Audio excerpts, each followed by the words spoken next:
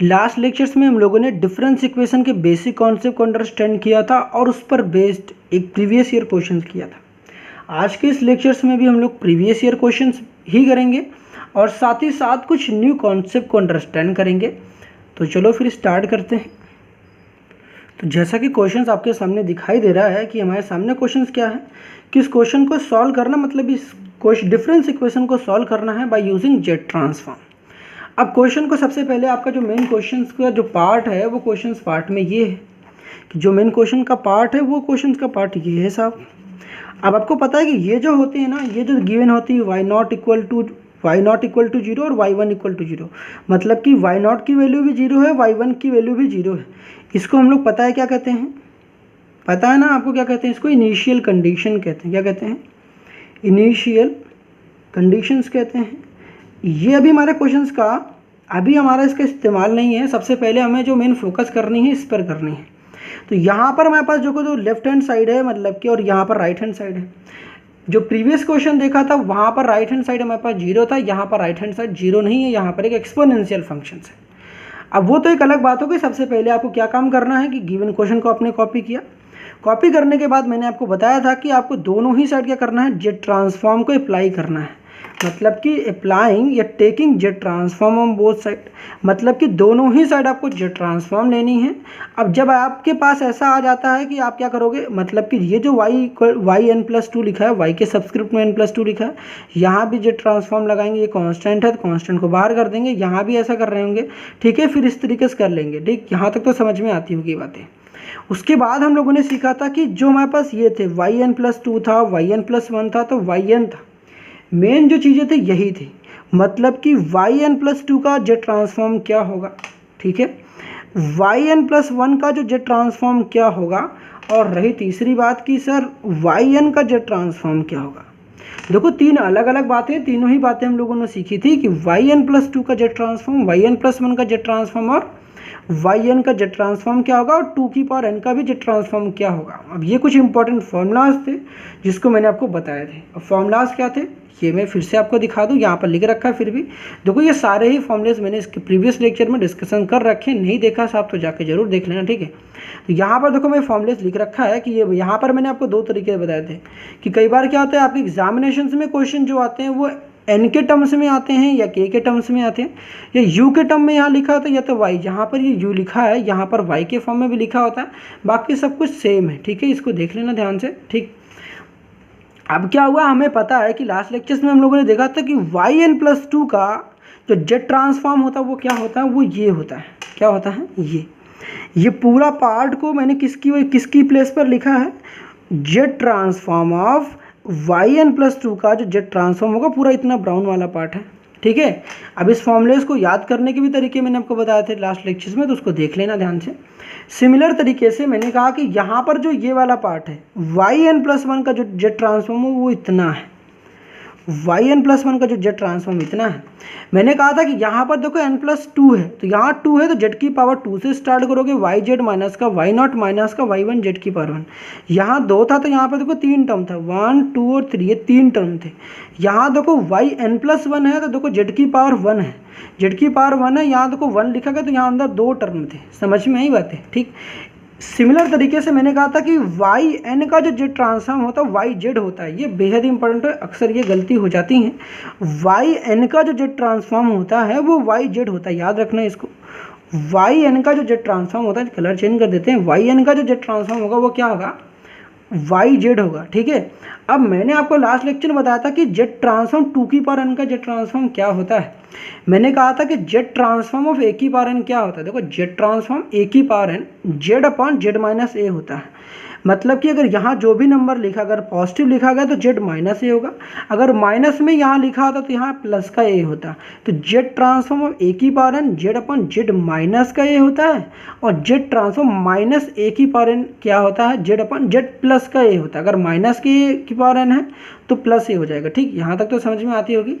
इस हिसाब से देखो यहाँ जेड ट्रांसफॉर्म 2 की पावर n है तो z/z माइनस का a मेरा यहाँ पर कितना, a मेरा यहाँ पर 2 है, तो यहाँ पर कितना आ गया, z- का 2 आ गया। आई बात समझ में। तो यहाँ पर हम लोगों ने फॉर्मूला इंप्लीमेंट किया, कौन सा फॉर्मूला, ये वाला फॉर्मूला इंप्लीमेंट किया, ठीक है। यहाँ पर जो इस क्वेश्चंस में हमारा जो ए है, ए मेरा कितना यहाँ पर 2 है, तो यहाँ पर ए की जगह पर 2 प्लेस कर दिया, ठीक है। उसके बाद हमें क्या करना है, यहाँ के बाद मैंने आपको बताया था, देखो लेक्चर की समरी मैंने आपको दे रखी थी लास्ट में, ठीक है। अब लेक्चर के समरी में देखो अभी तक हम लोगों ने यहाँ पर किया क्या है। सबसे पहले गिवन क्वेश्चन था, ऑब्वियसली था, उसमें जेड ट्रांसफॉर्म अप्लाई कर लिया, बिल्कुल कर लिया। जेड ट्रांसफॉर्म अप्लाई करने के बाद हम लोगों ने जेड ट्रांसफॉर्म के एक्सपेंशन फॉर्मूले इंप्लीमेंट करे। देख सकते हो यहाँ पर हम लोगों ने ये जेड ट्रांसफॉर्म के एक्सपेंशन फॉर्मूले, मतलब इसको एक्सपेंड करेंगे तो ऐसा मिलेगा, इसको एक्सपेंड करेंगे तो ऐसा मिलता है, और इसको एक्सपेंड करने पर ऐसा मिलता है। तो मतलब मैंने आपको यही लास्ट लेक्चर में बताया था कि जेड ट्रांसफॉर्म के एक्सपेंशन फॉर्मूले, जो कि मैंने यहाँ पर लिख रखे हैं, आपको प्रीवियस लेक्चर में बताया था। तो यहाँ पर हम लोगों ने एक्सपेंशन फॉर्मूले इंप्लीमेंट कर लिए। उसके बाद मैंने बताया था कि अब आपको जेड ट्रांसफॉर्म के एक्सपेंशन फॉर्मूले इंप्लीमेंट करने के बाद आपको इनिशियल कंडीशंस का यूज़ करना है। अब इनिशियल कंडीशन गिवन क्वेश्चन में दिया रहता है। अब ये कहाँ दे रखा है, मैंने आपको यहाँ पर जैसा कि बताया कि ये है भाई साहब मेरे पास इनिशियल कंडीशन। अब इनिशियल कंडीशन देखो यहाँ पर दे क्या रखा, ध्यान से देखना। यहाँ पर देखो y0 की वैल्यू भी 0 है, y1 की वैल्यू भी 0 है। अब आपको पता है कि y0 की वैल्यू अगर 0 है तो ये वाला पूरा पार्ट तो उड़ जाएगा। बता दो, ये वाला पूरा पार्ट उड़ जाएगा नहीं उड़ जाएगा भाई साहब, ये वाला पूरा पार्ट क्या हो जाएगा, उड़ जाएगा, ठीक है। आई बात समझ में। ये वाला पूरा पार्ट क्या हो जाएगा, उड़ जाएगा। उड़ने का मतलब ये 0 हो जाएगा, ठीक है, क्योंकि इसकी वैल्यू गिवन देखो यहाँ पर y0 की वैल्यू 0 दे रखी है, इस वजह से इसको 0 कर दिया। y1 की वैल्यू भी 0 है, और 0 का किसी चीज़ से मल्टीप्लाई करोगे तो भाई साहब वो 0 ही हो जाएगा। तो ये वाला पूरा पार्ट भी गायब हो जाएगा। क्यों गायब हो जाएगा, क्योंकि y1 0 हो गया, और 0 का मल्टीप्लाई करोगे तो 0 ही हो जाएगा। तो ये वाला पूरा पार्ट भी 0 हो गया। इन द सिमिलर वे हम लोग कहेंगे कि y0 की वैल्यू फिर से इधर भी 0 है, तो यहाँ भी ये वाला पार्ट भी गायब हो जाएगा, ये भी 0 हो जाएगा, ठीक। अब क्या करोगे, जब ये पूरा पार्ट 0 हो गया, यहाँ पर देखो हम लोगों ने इनिशियल कंडीशंस को इंप्लीमेंट किया। आफ्टर यूजिंग इनिशियल कंडीशन हमें क्या मिला, ये वाला पार्ट भी गायब, ये वाला पार्ट भी गायब। तो यहाँ से ये गायब होगा तो जेड स्क्वायर वाई जेड केवल बचा। सिमिलरली हमारे पास यहाँ क्या हुआ, ये वाला पार्ट गायब हो गया। अब ये वाला पार्ट गायब होगा, देखो 6z वाई जेड बच गया। फिर 9yz तो एज इट इज़ रहेगा, z/z-2 हो गया। अब आपको एक चीज़ फिर से क्या दिखेगा, यहाँ देखो yz है, यहाँ भी देखो yz है, यहाँ भी yz है। अब यहाँ पर मैंने क्या लिख रखा है, yz भाई साहब कॉमन ले लो, टेकिंग yz कॉमन ले लेना है from LHS। Left hand side से भाई साहब आपको yz क्या ले लेना है, कॉमन लेना है। जब yz आप कॉमन ले लोगे तो मेरे पास क्या मिलेगा, देखो yz कॉमन ले लिया, जेड स्क्वायर प्लस का 6z प्लस का 9। ध्यान से देखो यहाँ पर देखो जेड स्क्वायर मिला, यहाँ देखो 6z है, और यहाँ पर देखो 9 है, दिख रहा है। ध्यान से देखो भाई साहब, दिखेगा आपको। देखो यहाँ पर जेड स्क्वायर प्लस का 6z, ध्यान से देखो ये 6z और यहाँ पर 9 हो गया। अब z/z-2 हो गया। अब इसके बाद आपको पता है कि ये मेरे पास एक क्वाड्रेटिक इक्वेशंस है, ये आपको पता है क्वाड्रेटिक इक्वेशंस है। अब इस क्वाड्रेटिक इक्वेशन आपको बहुत बार मिलेंगे ऐसे इक्वेशंस। अब जब भी क्वाड्रेटिक इक्वेशंस आती है, या तो आप क्लास 10th वाली मेथड लगा लो भाई साहब, वहाँ पर आपको फैक्टर्स फाइंड आउट करना सीखे होंगे, या तो मैंने आपको लास्ट लेक्चर्स में बताया था कि विद द हेल्प ऑफ कैलसी आप कर सकते हो, क्योंकि आपको पता है कि आपके एग्जामिनेशन में भाई साहब कैलकुलेटर अलाउड है, तो उसकी हेल्प से कर सकते हो। तो कैसे करोगे उसको भी सिखाते हैं। तो यहाँ पर हम लोग क्या करेंगे, यहाँ पर जो ये मेरे पास आया, क्या आया, ये जो मेरे पास क्वाड्रेटिक इक्वेशंस है, इसके फैक्टर्स फाइंड आउट करेंगे। तो चलो फिर उसको भी देखते हैं। तो साहब फैक्टर निकालना स्टार्ट करते हैं। यहाँ पर देखो मेरे पास ये क्वाड्रेटिक इक्वेशंस है। अब इसके फैक्टर्स कैसे निकालेंगे, सबसे पहले आपको 3 बार मॉड प्रेस करना है, ठीक है, 1 2 3 बार मॉड प्रेस कर दिया। इक्वेशन के लिए आपको 1 प्रेस करना है, तो 1 प्रेस करोगे। अब 1 प्रेस करने के बाद आपको ये राइट वाली कीज प्रेस करना है, ठीक है, ये वाली कीज प्रेस करोगे। आपको डिग्री आपको पता है, यहाँ पर मैक्सिमम डिग्री कितनी है, 2 है। आपको ये बेसिक बात है तो सर आपको पता ही होंगी, क्वाड्रेटिक इक्वेशन है तो जाहिर सी बात है डिग्री 2 ही होगी, तो डिग्री 2 होगी तो 2 प्रेस करना है। फिर आपको यहाँ पर ए पूछेगा, फिर बी पूछेगा, फिर सी पूछेगा, ठीक है। इस तरीके से फिर आपको करना काम है क्या है, फिर से मेरी बात सुनो, इसको फिर से उड़ा दो। आपको पता है फिर से क्या काम करना है, ए की वैल्यूज़ मांग रहा है। अब ए क्या होता है आपको पता है ना कि जेड स्क्वायर का जो कोएफिशिएंट होता है मेरा ए होता है। तो यहाँ पर ए मेरे के पास कितना है, ए मेरा 1 है। यहाँ पर उसके बाद ये मेरा बी होगा, फिर ये मेरा सी होगा, पहले जेड स्क्वायर फिर जेड फिर कांस्टेंट, ठीक है। ये तो पता होगा ना कि जो क्वाड्रेटिक इक्वेशन का जो बेसिक स्ट्रक्चर होती है, जो मेन स्टैंडर्ड फॉर्म होता है, जनरल फॉर्म क्या होती है, वो होती है ax² प्लस का बी एक्स प्लस का सी होता है, ठीक है। अब एक्स स्क्वायर का कोफिशिएंट ए होता है, एक्स का कोफिशिएंट बी होता है, फिर ये कांस्टेंट होता है, तो यहाँ पर जहाँ पर एक्स था यहाँ पर जेड स्क्वायर है, बाकी कोई फर्क नहीं है। तो उसी तरीके से मेरा जो ए होगा वो मेरा क्या होगा, देख लो ध्यान से, यहाँ पर एक्स स्क्वायर का कोफिशिएंट मेरा ए, एक्स का कोफिशिएंट बी और फिर कांस्टेंट। तो उस हिसाब से मेरा जो ए होगा, ए मेरा कितना होगा, तो ए इक्वल टू 1 प्रेस करना, तो 1 फिर इक्वल, बी इक्वल टू कितना प्रेस करना है, 6 फिर इक्वल, फिर उसके बाद 9 प्रेस करना, फिर इक्वल का साइन। अब यहाँ देखो x की वैल्यू -3 आ रहा है, दोबारा इक्वल का साइन प्रेस करोगे तो दोबारा फिर से आप क्वेश्चंस पे ही आ गए कि आपने a, b एंड c की वैल्यू क्या प्रेस करी थी। अब यहाँ पर मजे की बात क्या है कि यहाँ पर देखो x की वैल्यू -3। अब आपने बचपन में पढ़े होंगे, बचपन में क्या पढ़ा होगा कि जी ये मेरे पास एक क्वाड्रेटिक इक्वेशंस है। क्या है मेरे पास? क्वाड्रेटिक इक्वेशंस है। क्वाड्रेटिक इक्वेशंस में जो x की मैक्सिमम पावर होती कितनी होती है, x की मैक्सिमम जो पावर होती है वो कितनी होती है, मैक्सिमम पावर हमारे पास 2 होता है। अगर मैक्सिमम पावर हमारे पास 2 होता तो आपको ये भी पता होगा कि हमारे पास रूट्स जो होते हैं, रूट्स भी हमारे पास 2 निकल कर आते हैं, मतलब कि 2 वैल्यूज़ निकल कर आती हैं। समझ में आ रहा है? ये वाला 2 नहीं है, ठीक है, ये वाला 2 नहीं, मतलब 2 डिफरेंट वैल्यूज़ या 2 सेम वैल्यूज़ भी आ सकती हैं। रूट्स भी कितने निकल कर आते हैं, 2 आते हैं। रूट कितने निकल कर आते हैं, 2। यहाँ पर जैसा कि आपने देखा कैल्सी में x की वैल्यू मतलब z की वैल्यू, z की वैल्यू जो आ रही है केवल -3 आ रही है।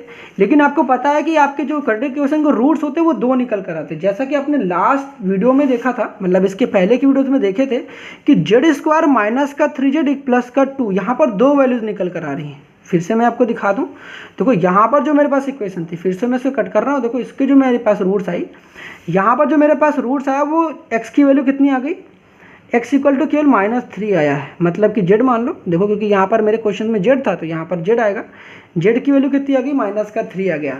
अब लास्ट वीडियो में आपने देखा था कि अगर ये वाला इक्वेशन लेता हूँ मैं, अगर इसको कैल्सी में टाइप करता हूँ, चीज़ें करता हूँ यहाँ पर, तो यहाँ पर जो z की वैल्यू आएगी 2 आएगी। पहला तो z इक्वल टू 2 आएगा और दूसरा z इक्वल टू 1 आएगा। मतलब कि देखो क्वाड्रेटिक इक्वेशन थी, अगर हमारे पास देखो क्वाड्रेटिक इक्वेशन की जो डिग्री होती है वो हमारे पास 2 होती है, तो रूट्स भी मेरे पास 2 निकल कर आते हैं। यहाँ पर फिर कहोगे कि भाई साहब यहाँ पर 1 क्यों आया।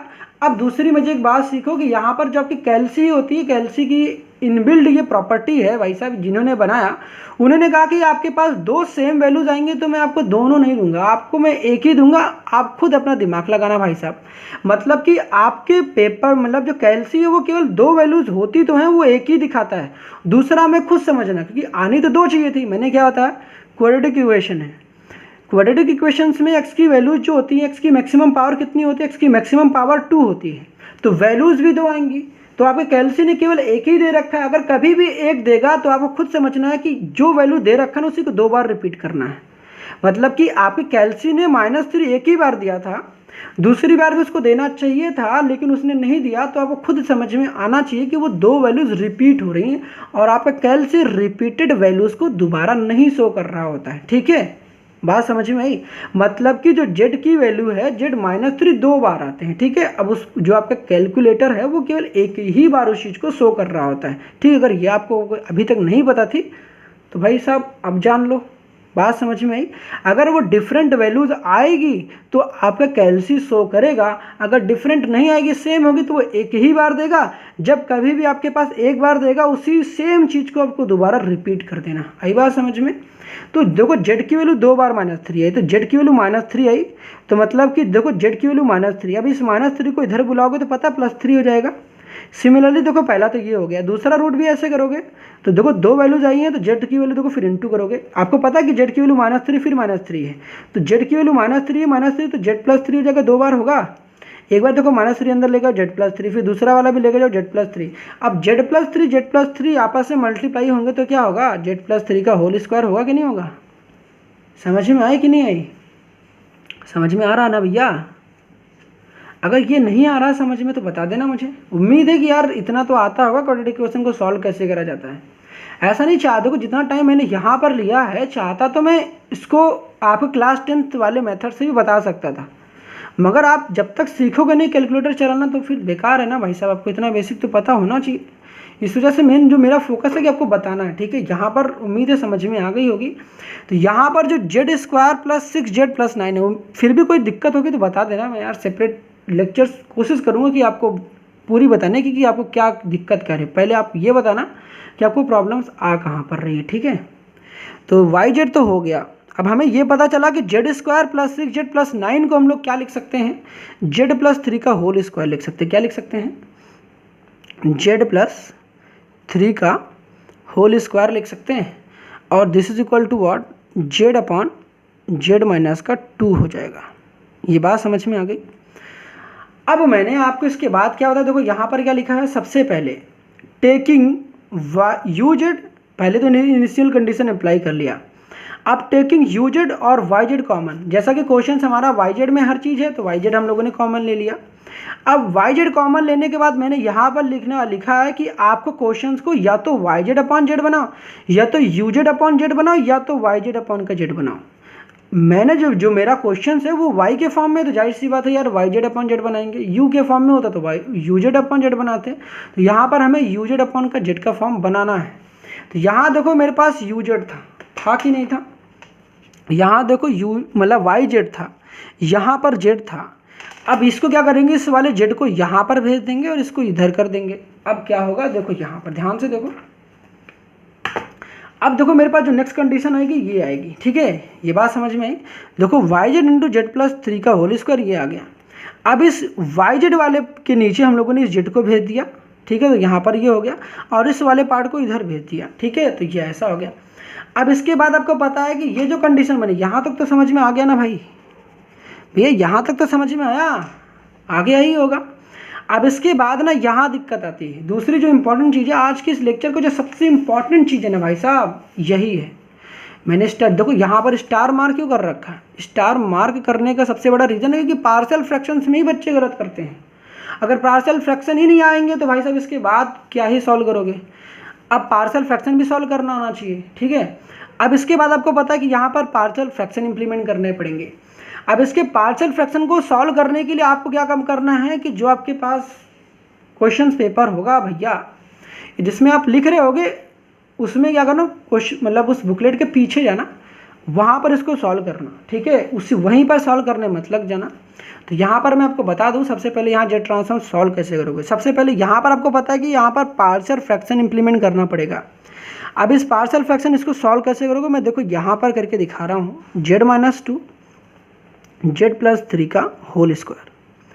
अब आपको जो मेन फोकस है ना, जो मेरी सबसे पहली आपको कह सकते हो सुझाव है, वो है कि आपको पार्शियल फ्रैक्शन अच्छे से आना चाहिए। अगर पार्शियल फ्रैक्शन नहीं कर पाओगे तो ऐसा नहीं कि आपको यहाँ तक जितना आपने किया आपको कुछ नंबर नहीं मिलेंगे, ठीक है, बिल्कुल मिलेंगे। इसीलिए तो मैं आपको स्टेप बाय स्टेप चीज़ें बता रहा हूँ ताकि आप गलत मत करो। उसके बाद क्या हुआ, जब आप यहाँ पर करते हो कई बार बच्चे यहाँ फंस जाएंगे। इसके बाद पता है कि उन्हें आता ही नहीं पार्शियल फ्रैक्शन। तो पार्शियल फ्रैक्शन को देखो मैं यहाँ समझा रहा हूँ, अच्छे इसको समझने की कोशिश करना कि जब भी आपके पास कभी भी जेड माइनस 2 या जेड प्लस 3 का होल स्क्वायर मान लो ऐसा आ गया, ठीक है, आपको पता है कि यहाँ पर ये वाला जो है, अब इसको क्या करेंगे, ए लिखेंगे, ए के नीचे जेड माइनस 2 लिखेंगे, ठीक है, कर दिया। अब आपको पता है कि जेड प्लस 3 का होल स्क्वायर है, जेड प्लस 3 का क्या है, होल स्क्वायर। जब भी मेरे पास होल स्क्वायर होगा, होल की पावर 3 होगा, तब क्या करेंगे, मेरी बात सुनना, बी लिखोगे। आपको 2 लिखा गया तो इसके सिंगल पावर से स्टार्ट करनी है, 2 तक इसको स्टॉप करना। मतलब बी लिखोगे, बी के नीचे जेड प्लस 3 लिखोगे, प्लस लगाओगे, सी लिखोगे, फिर देखो यहाँ पर देखो पावर 1 थी, फिर जेड प्लस 3 की होल पावर 2 पे स्टॉप कर दो। देखो सिंगल पावर से स्टार्ट करनी है और 2 पे ले जाके स्टॉप कर देनी है। अगर यहाँ पर 3 होता तो मैं 1 लिखता, फिर 2 लिखता, फिर यहाँ पर 3 करता। आई बात समझ में। तो आपको इस तरीके से इस पूरे पार्ट को हम लोगों ने ऐसा किया। अब हमें ए की वैल्यूज़ को फाइंड आउट करना है, बी की वैल्यूज़ को फाइंड आउट करना है, सी की वैल्यूज़ भी फाइंड आउट करना है। मुझे उम्मीद है कि आपने पार्शियल फ्रैक्शन तो जरूर नाम सुना ही होगा। अगर आपको लगता है कि भाई साहब को पार्शियल फ्रैक्शन नहीं आती तो प्लीज़ कमेंट सेक्शन में बताना, सो दैट मैं आपको उस बारे में सोच सकूं कि भाई साहब मुझे इस पर वीडियो बनाना चाहिए नहीं बनाना चाहिए, ठीक है। कोशिश मेरी पूरी कि यहाँ चीज़ बेसिक से बताया जाए, मगर मुझे पता है कि सारी बेसिक अगर मैं यहाँ कवर करने लग गया तो वीडियो खामखा लंबी हो जाएगी, ठीक है। अब देखो क्या हुआ कि अब आपको पता है कि ऐसा हम लोग ऐसा करते हैं। इसके बाद आपको पता है कि हमें ए की वैल्यूज़ को फाइंड आउट करना पड़ता है, बी की वैल्यू और सी की वैल्यूज़। अब इसको सॉल्व करने के लिए मेरी क्या अप्रोच रहती है, मैं क्या बता रहा हूँ, उसके बाद सुनना। ये वाला जो पार्ट है पूरा, इस पार्ट को यहाँ लेके जाना है ए के बगल में, इस वाले पार्ट को ए के बगल में, इस पूरे नीचे वाले पार्ट को यहाँ पर, फिर इस पूरे नीचे वाले पार्ट को यहाँ पर लेके जाना है। जब आपको पता है कि ए के बगल में आपको पता है कि z-2 z+3 का होल स्क्वायर को लेके जाओगे तो z-2 उड़ जाएगा और ए के बगल में केवल क्या बचेगा, z+3 का होल स्क्वायर बचेगा। सिमिलरली यहाँ पर बी के बगल में z+3 का होल स्क्वायर लेके जाओगे तो आपको पता है यहाँ पर एक सिंगल पावर, यहाँ डबल पावर, तो सिंगल पावर से एक पावर कैंसिल हो जाएगी, एक पावर बच जाएगी। मतलब बी के बगल में क्या आएगा, z-2 आ जाएगा और यहाँ पर z+3 आ जाएगा। समझ में आ रहा सर?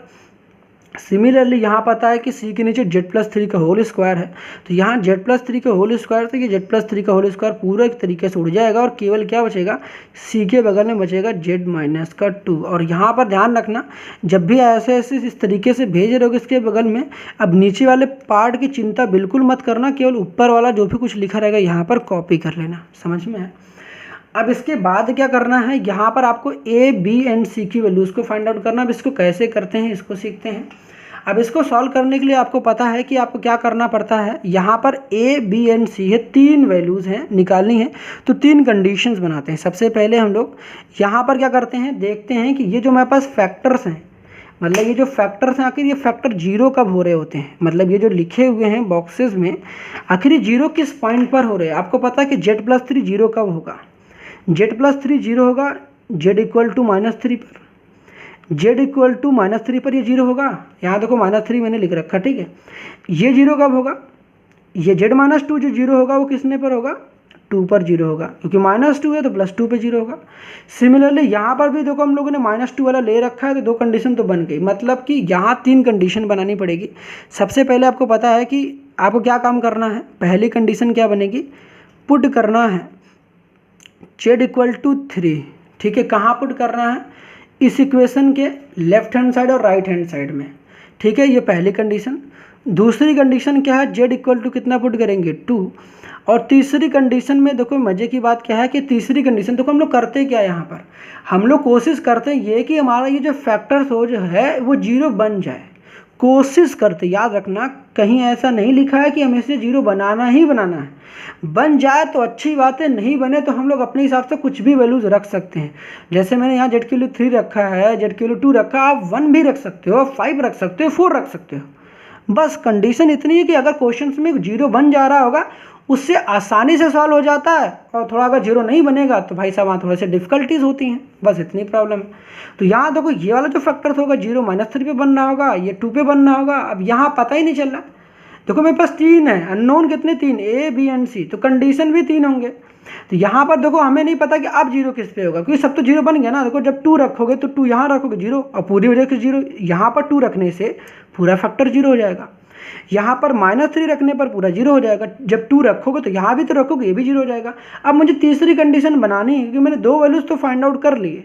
तीसरी वैल्यू अगर मुझे कभी पता ना चले किस पर 0 हो रहा तो आप कुछ भी वैल्यूज़ रख सकते हो। यहाँ पर मैं जो मेरी कोशिश क्या रहती है, z में 0 रखता हूँ, क्यों, क्योंकि इससे कैलकुलेशन ईजी हो जाता है, ठीक है। z 0 रखने से कैलकुलेशन ईजी हो जाता है। आप 1 भी रख लोगे तब भी कोई दिक्कत नहीं होगी, बस आपको सॉल्व करने आना चाहिए। देखो 3 कंडीशन है। सबसे पहले याद रखना कि पहली कंडीशन इसको ले रहे हैं। आप करते कैसे, इसी सेम कंडीशंस को आपको इस इक्वेशन में रखना है, हर जगह जहाँ जहाँ z है पहले आपको z=3 रखना है। इस पूरे इक्वेशन में हर जगह z=3 रखना है। पहली कंडीशन सॉल्व कर लोगे, फिर दूसरी कंडीशन पर आओगे, फिर जहाँ जहाँ z है वहाँ 2 रखोगे, फिर उसको सॉल्व कर लोगे, फिर जहाँ जहाँ z रहेगा वहाँ वहाँ 0 रखोगे, फिर सॉल्व करोगे। तो सबसे पहला कंडीशन ले रहे हैं, z=3 रख रहे हैं, कहाँ पर, लेफ्ट हैंड साइड और राइट हैंड साइड भी। लेफ्ट हैंड साइड 1 है तो वहाँ पर जब z है ही नहीं तो रखेंगे ही क्यों, तो z=3 रखेंगे। कहाँ रखेंगे साहब, z=3 कहाँ रखेंगे, इसके राइट हैंड साइड में। तो रखोगे तो क्या मिलेगा, z=3। जब 3 नहीं -3 पुट करना है, कहाँ पर, -3, तो क्योंकि 3 तो वही है, -3 पुट करना है, ठीक है। -3 पुट करेंगे, जैसा कि मैंने आपको स्टार्टिंग बताया था, क्योंकि +3 तो वही है ना, तो -3 पुट करेंगे। तो -3 पुट करने से देखो 0 कहाँ का हो रहा है पता है, -3 यहाँ पुट करोगे, -3 + 3 0, और 0 का मल्टीप्लिकेशन किसी भी चीज़ से करोगे, ये वाला पूरा टर्म 0 हो गया, अच्छी बात है। फिर यहाँ भी -3 पुट करोगे, -3 यहाँ भी पुट करोगे तो -3 की वजह से ये वाला पूरा टर्म भी 0, अच्छी बात है, यहाँ भी 0 हो गया। अब -3 यहाँ पुट करोगे तो -3 और -2, माइनस का 5 और माइनस का c, तो -5 -5 का c से मल्टीप्लाई करोगे तो -5c आ जाएगा। यहाँ जब सॉल्व करोगे तो आपको पता है कि -5 इंटू में डिवाइड में जाएगा, तो सी की वैल्यू यहाँ से निकल कर आएगी -1/5। आई बात समझ में? तो सी की वैल्यूज आ गई। सिमिलरली यहाँ पर क्या करना, अब z = 2 पुट करना है। z = 2 कैसे पुट करोगे साहब? यहाँ पर जहाँ जहाँ z है लेफ्ट हैंड साइड और राइट हैंड साइड हर जगह रखना है साहब, ठीक है। तो z = 2 रखो, तो 2 रखोगे यहाँ पर, यहाँ पहले यहाँ देखो z = 2 रखोगे तो यहाँ भी 0 हो गया, z = 2 रखोगे यहाँ भी 0, क्योंकि देखो 2 - 2 0, 0 का मल्टीप्लिकेशन किसी भी चीज़ से करोगे 0 हो जाएगा, ये भी 0 हो जाएगा। z = 2 यहाँ रखोगे तो आपको पता है कि 2 रखने पर 3 + 2 होगा, 3 + 2 कितना हो जाएगा 5, 5 का स्क्वायर कितना हो जाएगा 25, और 25 का a से मल्टीप्लाई करोगे तो 25a होगा, और इधर कितना आ जाएगा 1। तो a की वैल्यू जो यहाँ से निकल कर आ जाएगी 1/25 आ जाएगा, तो a की वैल्यू भी आ गई। अब बात आती है कि z = 0 रखो, रख दो भाई साहब हर जगह 0। तो जब रखोगे तो मेरे पास क्या आ जाएगा 1 = z की वैल्यू 0, 0 + 3, 3 आएगा, 3 का स्क्वायर 9, तो 9a हो गया, ठीक। z की वैल्यू 0, 0 - 2 -2, 0 + 3 3, 3 और -2 का मल्टीप्लिकेशन करोगे तो -6 आएगा, तो -6b हो जाएगा। फिर यहाँ पर करोगे z = 0 रखोगे तो -2, तो -2c हो जाएगा, ठीक है। अब मज़े की बात सुनो, यहाँ पर भैया हमें a की वैल्यू पता है, c की वैल्यू पता है, यहाँ पर ले जाके पुट कर देंगे, a की वैल्यू यहाँ भी रख देंगे, c की वैल्यू रख देंगे, तो b की वैल्यू आराम से आ जाएगी। तो रख दो यार, a की वैल्यू कितनी है -1/5 आया ना भैया, -1/5 ही तो आया है कि कुछ और आया बता दो, ठीक है। तो अच्छी बात है, तो यहाँ पर रखोगे तो मेरे पास कितना आ जाएगा -9/5, ठीक। अब देखो यहाँ b की वैल्यू नहीं पता है तो -6 भी यहीं रहने दो, ठीक। यहाँ पर देखो ध्यान से देखो, यहाँ पास 2c लिखा गया है, मतलब 2c की वैल्यू कितनी है 1/25, तो यहाँ पर 2/25 हो जाएगा, बता दो नहीं होगा? होगा ना, ऑब्वियसली होगा ही यार, ठीक है। यहाँ तक पहले नोट डाउन कर लो यार, पानी पी लेता हूँ फिर मैं आपको बताता हूँ। कर लिया नोट डाउन, ठीक है। अब मजे एक बात देखो, यहाँ पर सबसे पहले देखो a की वैल्यू कितनी दे रखी थी, a की वैल्यू तो 1/25, ओहो भैया देखो इधर देखो, तो a की वैल्यू 1/25 थी, तो यहाँ 25 करोगे ना तो -9/25, आई बात समझ में। -6 भी, c की वैल्यू कितनी थी -1/5 ना, तो -1/5 था, तो माइनस यहाँ भी रहोगे तो माइनस माइनस प्लस हो जाएगा, यहाँ पर 2 कितना हो जाएगा 5 हो जाएगा। इतनी बात क्लियर हो गई। अब इसके बाद आपको करना है सॉल्व, क्या करना है सॉल्व। अब सॉल्व कैसे करोगे, सॉल्व करने तो आता होगा, अरे भैया इतना तो आता होगा कि नहीं आता है बता दो, नहीं आता है। अब देखो यहाँ पर -9/25 हो गया। अब यहाँ देखो पहले यहाँ पर लिखा गया +2/5 और यहाँ पर -6b। आपको पता है कि यहाँ 25 है भैया, यहाँ एलसीएम लोगे या फिर मल्टीप्लाई कर दो, 5 से यहाँ भी मल्टीप्लाई कर दिया। देखो यहाँ पर 25 है, इसको भी 25 बनाने के लिए 5 से यहाँ भी मल्टीप्लाई, 5 से यहाँ भी मल्टीप्लाई कर दिया। अब क्या हुआ बता दो, अब हुआ कुछ ऐसा कि यहाँ पर तो 9 हो जाएगा, यहाँ 25 हो जाएगा, और यहाँ पर कितना आ जाएगा बता दो, 5 2 कितना हो जाएगा 10 हो जाएगा, कितना आ जाएगा 10, तो यहाँ पर 10 हो जाएगा। और दूसरी गलती यहाँ पर देखो a की वैल्यू 1/25 थी, तो यहाँ पर माइनस नहीं रहेगा केवल प्लस रहेगा, ठीक है, इसको सही कर लेना। अब उसके बाद देखो यहाँ पर तो प्लस ही रहेगा, तो ठीक है, सारी गलतियाँ हर जगह रिपीट हो जाती हैं, ठीक। तो 9/25, तो 5 2 कितना हो जाएगा 10 हो जाएगा, यहाँ कितना हो जाएगा 25 हो जाएगा, -6b हो जाएगा, ठीक है सर। उसके बाद आपको पता है कि यहाँ एलसीएम लोगे तो यहाँ पर 19 हो जाएगा और यहाँ 25 हो जाएगा और -6b हो जाएगा और यहाँ पर 1 हो जाएगा, ठीक है। अब -6b को उधर भेज देते हैं, 6b को उधर भेज देते हैं और 19/25 -1 कर देंगे। इसको सॉल्व करोगे तो मेरे पास कितना आ जाएगा 19/25 -1 करोगे तो यहाँ पर आपको पता है कि -6/25 आएगा, ठीक है। यहाँ पर 6b आ जाएगा, ठीक है। इसको देखो ध्यान से, देखो 6b लिखा गया है और यहाँ पर -6/25 है, ठीक है। अब ये 6 से 6 उड़ जाएगा, यहाँ पर b की वैल्यू कितनी आ गई -1/25। उम्मीद है समझ में तो आ गई होगी। तो a की वैल्यू आ गई, b की वैल्यू कितनी आ गई -1/25, ठीक है। अब करना क्या साहब, कुछ नहीं यार, सब तो आ गई वैल्यूज, अब रख देना यहाँ पर। मतलब हम लोगों ने क्या सीखा ये कि ये जो था 1/z-2 और z+3 का होल स्क्वायर में a की वैल्यू यहाँ रख देनी है, b की वैल्यू यहाँ रख देनी है, c की वैल्यूज रख देनी है। अब रखने के बाद देखो मुझे मिलेगा क्या, यहाँ पर ध्यान से देखना, ये था yz अपॉन का क्या था z and this is equal to what. अब यहाँ पर इसको देखो ना, इस चीज़ को इसकी जगह पर हम लोग ऐसा लिख सकते हैं, a की वैल्यू पहले क्या निकल कर आई, a की वैल्यू आ गई थी 1/25, ठीक है। तो a की वैल्यू कितनी आई थी 1/25, नीचे कितना था साहब z-2, ठीक है। b की वैल्यू कितनी आई थी -1/25, नीचे कितना आएगा z+3, सही है। c की वैल्यू कितनी है, c की वैल्यू आई थी -1/5, सब कुछ सही था ना, ठीक है।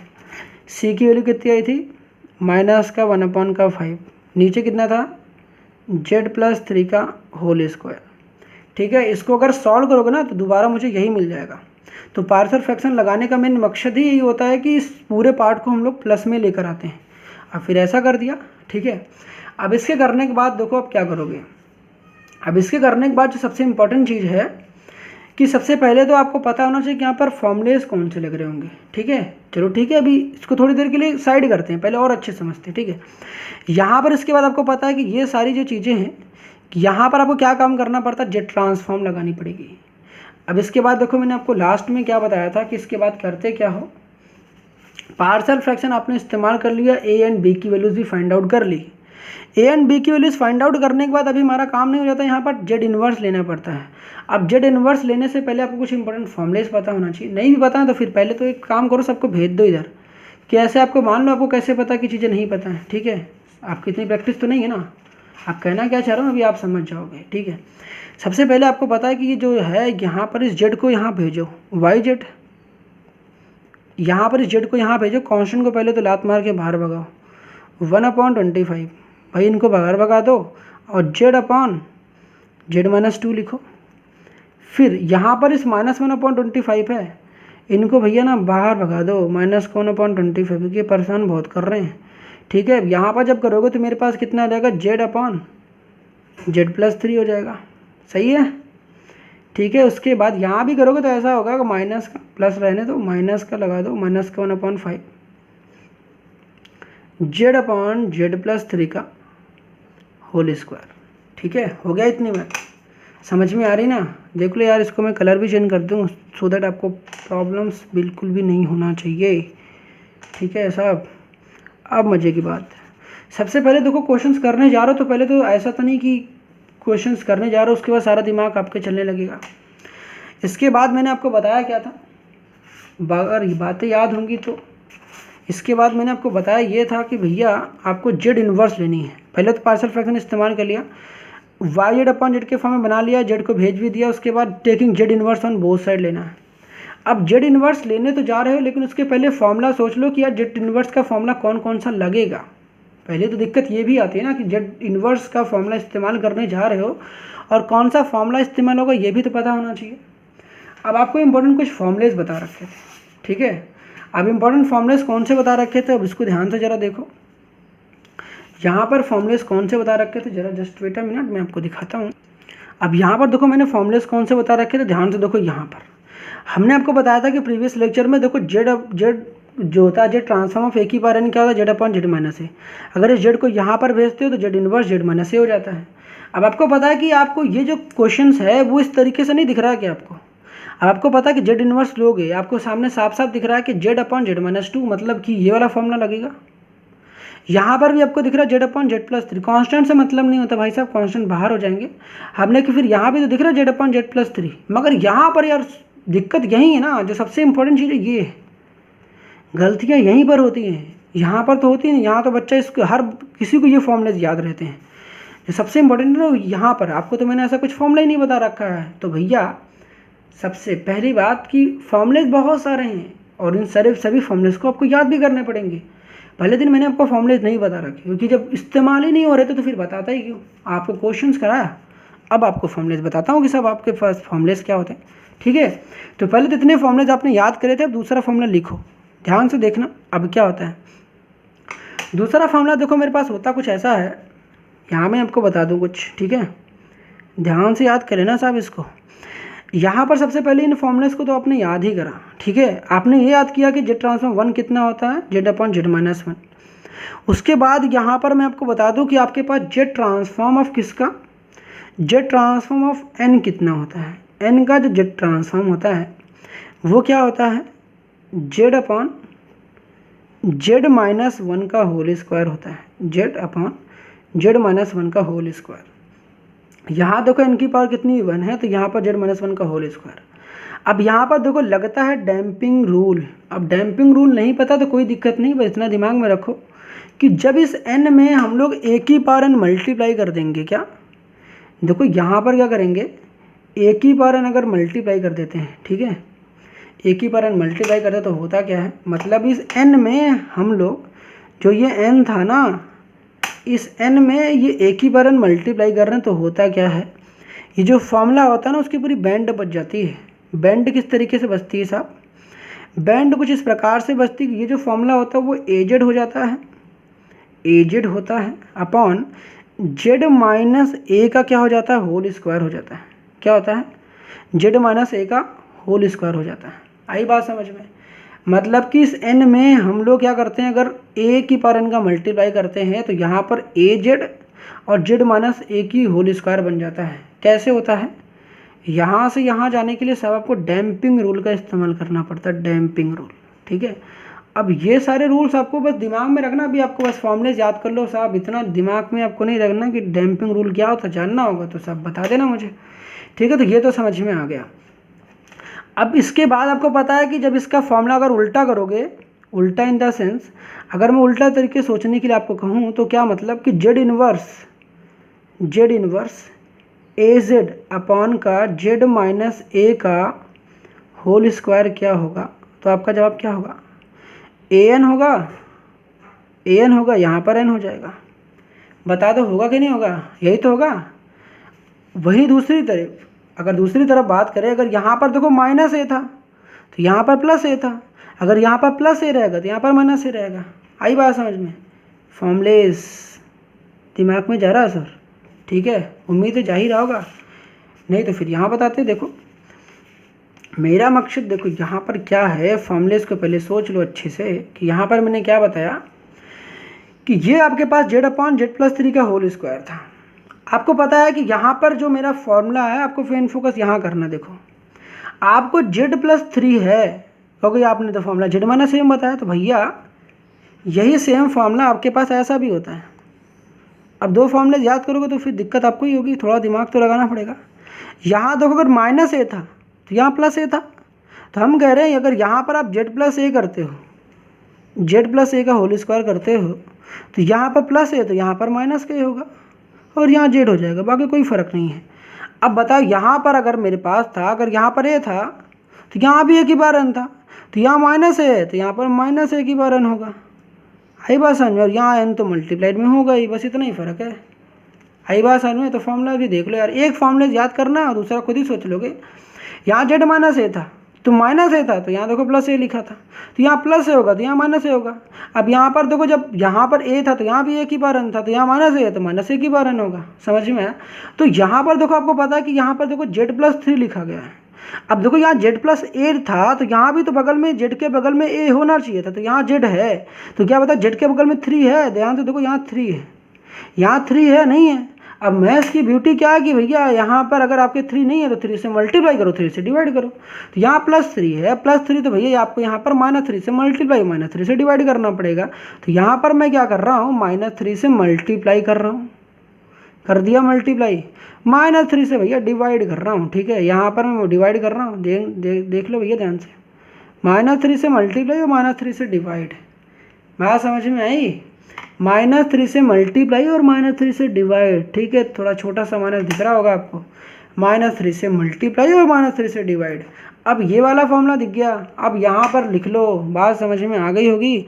अब लगा दो भैया, क्या, taking inverse Z transform on both side, दोनों साइड लगाओगे तो पता है क्या होगा, जेड इनवर्स वाई जेड, ठीक है, this is equal to what, 1/25 constant है, इनको लात मार के बाहर भगाओ। जेड इनवर्स जो होता है क्या होता है, Z inverse Z upon Z minus का 2, ठीक है, ठीक है। इसके बाद माइनस का 25 हो जाएगा, इसको भी बाहर भगा दो, ठीक है। फिर जेड इनवर्स जेड प्लस 3, हम लोगों ने पहले देखो उसको बना लिया सो दैट हमें दिक्कत ना हो, ठीक है।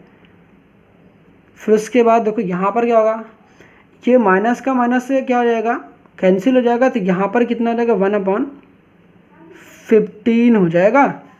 और यहाँ पर जेड इन्वर्स निकालो, किसका, जेड इन्वर्स निकालोगे माइनस का 3z अपॉन में जेड प्लस 3 का क्या कर दोगे होल स्क्वायर। आई बात समझ में, आ गई बात समझ में साहब, नहीं आई? अब क्या करोगे, अरे भैया अब तो फॉर्मूला लग रहा है सीधे सीधे फॉर्मूला लग रहा है, देखो 1/25 जेड अपॉन जेड माइनस का 2 है, जेड मत समझना, -2 है तो मैंने आपको फॉर्मूला क्या बताया, देखो -2 है ना, माइनस का a है तो यहाँ पर एक ही बार n हो जाएगा, -a है तो एक ही बार n हो जाएगा, देख लो ध्यान से ये वाला फॉर्मूला, -a है तो एक ही बार n हो जाएगा, तो यहाँ पर -2 है तो इसका मतलब क्या हो जाएगा, 2 की बार कितना हो जाएगा, 2 की बार n हो जाएगा, होगा कि नहीं होगा, ऑब्वियसली होगा। सिमिलरली यहाँ पर कितना है, माइनस का 1/25 है, माइनस का 1/25 है भैया, यहाँ देखो प्लस का 3 है, प्लस का 3 तो इसका मतलब क्या होगा, देखो यहाँ पर प्लस का a है, अगर प्लस का a है तो यहाँ पर माइनस a की बार n हो जाएगा, तो यहाँ प्लस का 3 है तो यहाँ पर क्या आ जाएगा इनटू में माइनस में 3 की बार n होगा, माइनस में 3 की बार n हो जाएगा, समझ में आई बात है। प्लस का क्या करोगे, प्लस का 1 कितना हो जाएगा 15 हो जाएगा, ठीक। अब यहाँ फॉर्मूले से क्या होता है, यहाँ देखो, यहाँ पर देखो आपको पता है कि होल स्क्वायर वाला लग रहा है फॉर्मूला ये वाला, अब इसमें पता है कि z+3 है ना, z+3 है तो मतलब +3 है, तो मतलब क्योंकि यहाँ भी +3 है ना, तो -3 तो लिखोगे -3 की पार n तो करना ही करना है भैया, ये तो बात समझ में आ रही है। लेकिन यहाँ पर आपको पता है कि होल स्क्वायर है तो यहाँ पर क्या आएगा, यहाँ पर n आएगा, एक चीज़ एक्स्ट्रा इंट्रोड्यूस क्या होगी n, तो एक चीज़ एक्स्ट्रा इंट्रोड्यूस कर लेना भाई, यहाँ पर n मल्टीप्लाई हो जाएगा, बात समझ में आई। तो यहाँ पर n से क्या कर दोगे मल्टीप्लाई, तो इसका जो फाइनल आंसर होगा, ये जो वाई जेड का जेड इन्वर्स क्या होता है, मैंने आपको बताया था कि जेड इन्वर्स जो वाई जेड होता है, स्टार्टिंग बताया था ना, देखो वाई एन का जो जेड ट्रांसफॉर्म होता है वाई जेड होता है, तो जेड इन्वर्स वाई जेड कितना होगा नहीं पता तो भैया देख लो वहाँ पर ऊपर बता रखा है, ठीक है। इसको लिख लेना कि जेड इन्वर्स वाई जेड जो होता है वो क्या होता है, देख लो ध्यान से, वाई जेड जो होता है वो क्या होता है वाई एन होता है, क्या होता है वाई एन हो जाता है, ठीक है। इतनी बात क्लियर हो गई साहब, हो गई ना, वाई एन हो जाता है, तो इसकी जगह पर हम लोग क्या कर लेंगे, इसकी जगह पर वाई एन कर लेंगे, तो यहाँ पर वाई एन हो जाएगा, क्लियर हो गई, यहाँ पर क्या जाएगा वाई एन हो जाएगा। अब आपको लगता है कि कई बार होता क्या है कि हम लोग क्वेश्चंस कर लेते हैं और हमें समझ नहीं आता कि हमारा आंसर सही है गलत है। अब आपको लग रहा होगा कि भाई साहब इतने क्वेश्चन को करने के लिए इतना टाइम लग गया, भैया तो इसको समझाने में टाइम लगा है। आप इसी क्वेश्चंस को पेपर में जाओगे तो प्रैक्टिस करके जाओगे ना, बिना प्रैक्टिस करे तो नहीं जाओगे। आपके फॉर्मूलेस पता होंगे, आपके कैलकुलेशंस अच्छे होंगे तो जल्दी कर लोगे। भाई साहब मुझे यही समझाना था, अगर मैं जल्दी समझा के भाग जाऊंगा तो आपको सिखाने का मकसद ही यार बेकार हो जाएगा। हर चीज़ समझा रहा हूँ सो दैट आपको समझ में है। तो यहाँ देखो वाई एन आ गया। अब आपको कभी लगता है कि आपका आंसर गलत हो गए, आपको पता नहीं चल रहा है कि आंसर सही है गलत है, तो आपको स्टार्टिंग में आपके क्वेश्चन में क्या गिवन था पता है, आपके क्वेश्चन में इनिशियल कंडीशंस गिवन रहती है। अब आपके क्वेश्चन में इनिशियल कंडीशन दे रखी होती है, तो यहाँ पर जो ये पता है ये n होता है, n = 0 है और n = 1 है। आप इसको रख कर यहाँ चेक भी कर सकते, जब यहाँ पर n = 0 रखोगे ना, यहाँ पर जब 0 रखोगे तो यहाँ भी 0 हो जाएगा, 2 की पावर 0 कितना हो जाएगा 1, तो यहाँ भी -3 की पावर 0 कितना हो जाएगा 1, तो यहाँ भी आपको पता है n के लिए 0 रखोगे, 0 किसी भी चीज़ से मल्टीप्लाई करो ये पूरा चीज़ तो 0 हो गया, यहाँ 1 हो गया, यहाँ भी 1 हो गया, 1/25 माइनस का 1/25 कितना हो जाएगा 0, तो y 0 की वैल्यू 0 ही तो दे रखी थी, देख लो यार आ गया। मतलब इस तरीके से आप क्रॉस चेक भी कर सकते हो, ठीक है। आप 1 भी रख लेना, 1 भी रखोगे तो सिमिलर तरीके से हो जाएगा, ठीक, 1 भी रखना तो सिमिलर तरीके से हो जाएगा, ठीक है। उम्मीद है आपको कोई दिक्कत नहीं आएगी, ठीक है। तो ये था इस क्वेश्चन का ओवरऑल सॉल्यूशंस। उम्मीद है कि आपको समझ में आ गया होगा। इसी पर बेस्ड, इसी कॉन्सेप्ट पर बेस्ड क्वेश्चंस में आपको डिस्क्रिप्शन बॉक्स में दे दूंगा, आप उसको भी कर लेना, ठीक है। मिलते हैं नेक्स्ट लेक्चर में, तब तक के लिए ऑल द बेस्ट।